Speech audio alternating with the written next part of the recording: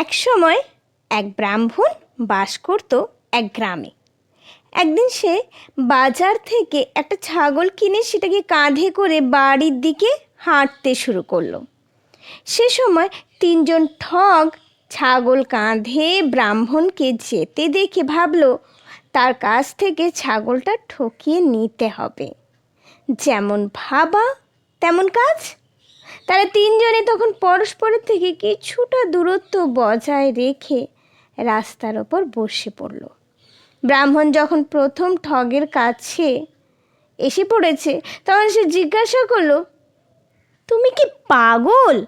একটা রাস্তার কুকুরকে কাঁধে বয়ে নিয়ে যাচ্ছ? এরকম একটা কুকুরকে কাঁধে করে কেউ নিয়ে যায় গো? কেউ তোমার মতো বয়ে নিয়ে যায় না। এক্ষুনি ওটাকে রাস্তায় ছেড়ে দাও, না হলে লোকে হাসাহাসি করবে যে। লোকটির ভুল ধারণার জন্য ব্রাহ্মণ তাকে তিরস্কার করলো।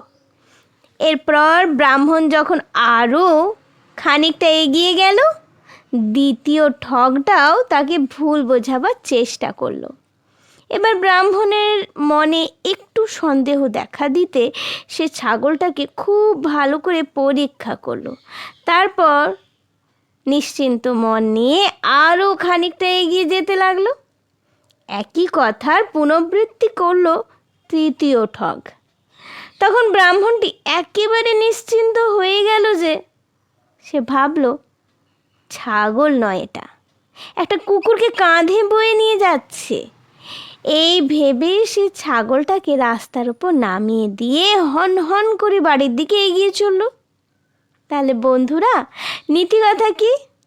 10 চক্রে ভগবান ভূত।